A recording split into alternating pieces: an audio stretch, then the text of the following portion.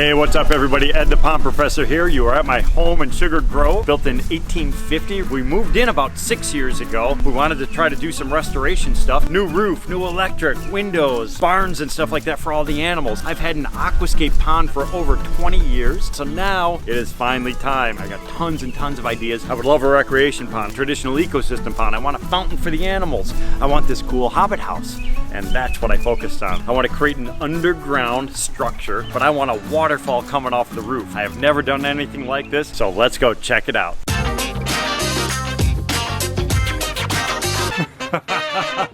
So we have multiple areas that I'm thinking of for water features, but we have to start somewhere. This particular area kind of gets a lot of use. This little barn that I added on to the original barn is what we call the baby barn. So that's where Ellen has her baby goats. They have this little pen over here where they can kind of get out and walk around. We have access doors over on the side for them. The reason we keep the babies in here away from the other animals, that's the most climate controlled building that we have. So it's going to be a little bit warmer during the cooler months. We can control it a little bit better, and then she could manage those animals separately from the rest of the herd. We hang out here. This is a spot where we like to congregate in the evenings, have a beer. Well, we have a fire pit here, but that's going to get moved. She also has animal interactions and things out here as well. For this particular feature is something right over in this section here. I want to try to do something a little bit unique, creating a mounded up effect, like a little cave or something underneath it for the dogs to hang out. For the goats, it could be for the chickens, it could be for kids. I would like to have actually a waterfall falling over it. So this would be a pondless feature, cascade coming down, little stream waterfall disappearing into an underground reservoir. Some of the other features that I'm thinking of here on the property, more for the animals themselves, a watering type of a fountain, possibly connected to the roof so we can get some rainwater capture, which is a great source of water for animals. Another feature I'm thinking of is a lily pond, and that's because the home that we live in was built in 1850. So I'd like to have something kind of reminiscent of that period. The final feature that I'm thinking of, back under, well, I shouldn't say final, never say final. Another one that I'm thinking of is going to be kind of an ecosystem stream. Actually found a little salamander here on the property, so I'd love to create something for amphibians. But I'd like to kind of play around with some different stuff like that, as well as create a watering hole for all the animals here, as well as all the different wildlife we have. And then the really stretch goal. I'd love to do a recreation pond out here at some point. What we need to do, put a stake in the ground. Let's start off with this first feature, which is going to be that beautiful grotto effect. And this is going to be a kick butt project. Stay tuned.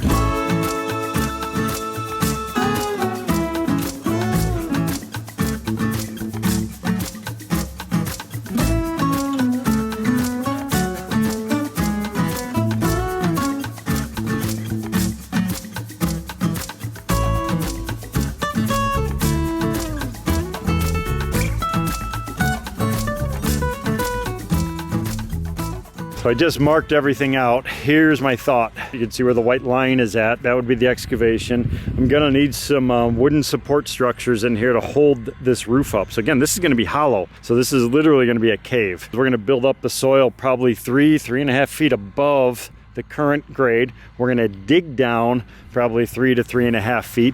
We're gonna take that soil, I'm gonna build a roof, and we're gonna mound this all up to create this rolling hill effect. At a lower elevation, I wanna dig this area out and kind of have a sunken little fire pit area. Have a backdrop of some stonework over in here. This is gonna be entrance into that little cave area. But what I wanna start doing is digging down, and we'll pitch our way slowly down into that lower elevation. All this, I've been generating some soil already.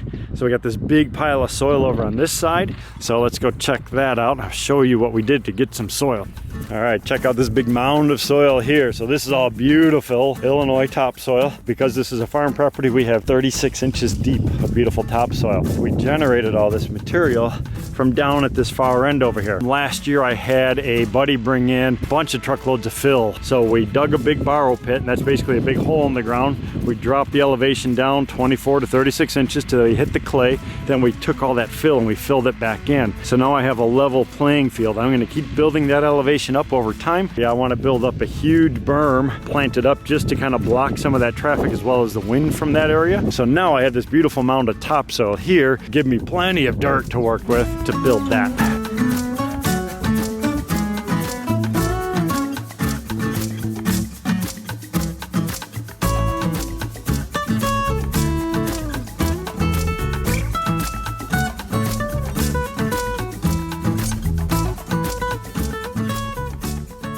So here are some of my initial thought processes here for the new Hobbit house. I want to have it kind of an organic shape. I don't want a square or rectangle. I have a hillside on the property that kind of cuts through, so I'm thinking of digging it in. So this is the top view. I'm thinking of putting in these big posts. I'm gonna have a walkway coming in. All this will get buried up. So I've been thinking about this little Hobbit house for quite a while. This is my kind of my latest version. I think one of the things that is really unique, instead of going with normal vertical posts, I want to kind of lay them out a little bit. What that will do is it'll kind of create a really unique shape on the inside. So when people are standing in here, you're going to have a lot more shoulder room. I also think it'll help with some of the structural aspects. I have some of these big giant telephone poles. I'm not going to be able to bury them into the soil too deep, but what I'll do to kind of reinforce this stuff, because they're kind of leaning out at an angle, they're going to get a lot of support from the soil. So this is all the native soil that I'm going to dig out. I'm not that good of an artist here, but that native soil kind of goes all the way around and it kind of slopes down this way. Big challenge obviously is going to be when I do the roof.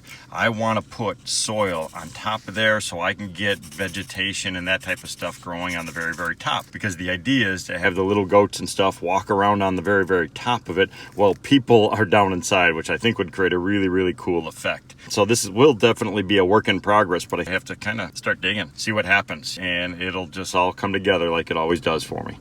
So my little project that I have going on here, trying to do it as sustainably as possible. Definitely an environmental type of a guy, rainwater capture, I'm a big biodiversity person, all that fun stuff. So what I'm trying to do is reutilize some recycled materials. We actually have here on the property some old telephone poles that were taken down from the Holmeyer property, which is on the other end of town over here. These posts are actually in really good shape. Let me show you what we have here. So this is all just from wind, it's sun, it's rain and all that stuff, but it really kind of makes all that grain pop out of there.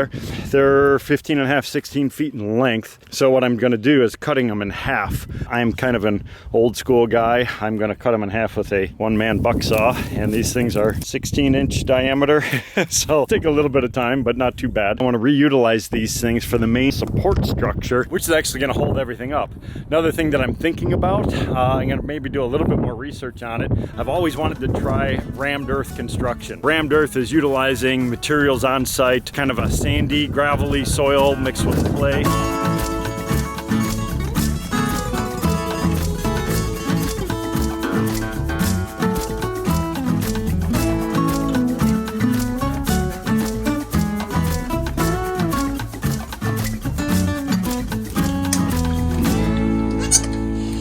Excavation has begun. First scoop's coming out. We're going to take all the soil, mound it up over here for the construction process. Then we'll start using that to kind of grade everything off, and then I'll top it off with all that beautiful topsoil. So we're going to dig down about 3 feet deep.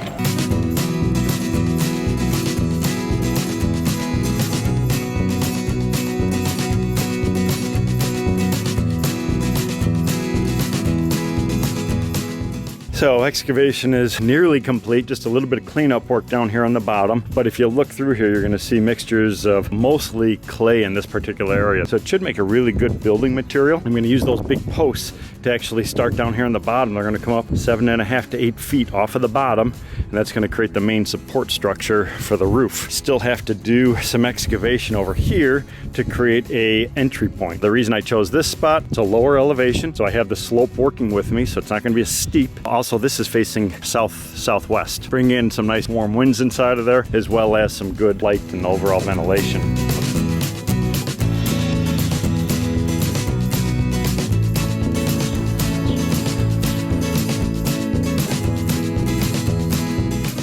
So here is what I have. Repositioned some of these big telephone poles. I mean, I just love the character on these things. I've already cut one of them in half. I'm cutting them at a slight angle. You got my one-man crosscut saw right here. I have it positioned, got a little counterweight over here with the tractor, and I have my center point is right around in here somewhere, so I'm gonna be cutting that next.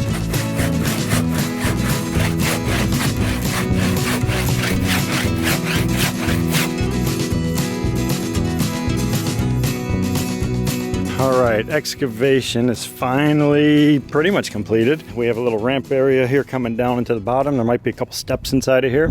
We're testing some of our posts. They're going to be going in a little bit of an angle, kind of see how it's leaning back. We're going to put heavy duty fabric, across the entire bottom. Down on top of the heavy duty fabric, we'll put a layer of crushed stone. We will then place our big posts. I put this centerpiece in, gonna kind of be like a little medallion type of a thing in the middle. It'll be at the floor level, so you will see that, but it's also a critical component because these guys are leaning at an angle. So when we put a load on the roof, it's gonna wanna push that way. In order to counteract that, there are two things that we're going to do. We're going to put a knee brace type of a thing going from here down into the soil to help resist that from going that way. But also what's going to happen when that wants to go down is the bottom is going to want to go that way into the middle. We're going to have a series of posts going in these trenches right here, and they're all going to push to that middle piece, and those will all be screwed into place, so everything will be bearing right to that center post. The more weight you push that way, it's actually going to want to tighten everything up. So I think it's going to be a pretty cool little design here. There's Ellen and Austin. They are coming with a piece of fabric.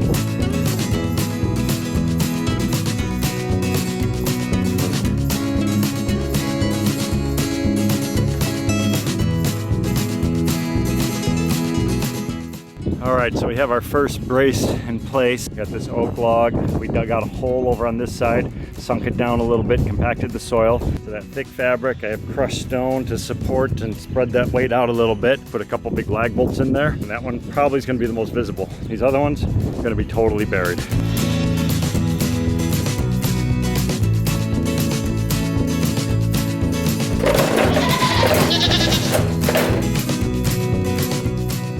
Ended up being a pretty productive day here. So what we did was we got all of these secondary supports in place, chiseled out using a hatchet and saws, kind of making a little bit of a notch for those logs to kind of rest against. We cut these appropriate angle to get the right look, but also for support. The ends over here, buried those down, filled it with crushed stone, and that's going to create a good bedding material. Remember what's happening here. The whole purpose of all this stuff is going to be a massive roof, big dome going over the top of this using some logs. On top of that, there's going to be soil. It's going to be a lot of weight.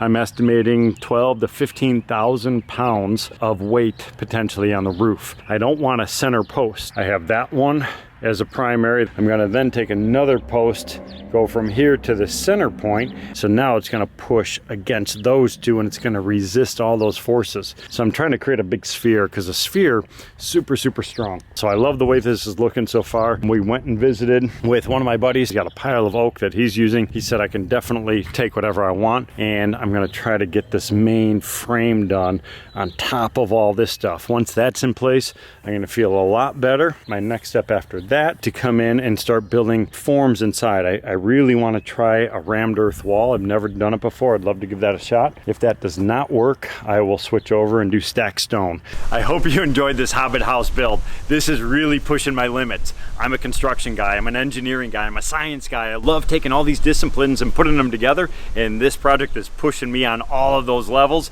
and that's why I love it. Coming up with all these ideas, but modifying them. So once we start building, we're changing stuff. We're adapting to the different situations to make it work. I have a bunch of friends that are gonna be coming out to help me on this project. I have a couple more weeks of work here, and this is gonna be one amazing project you don't wanna miss.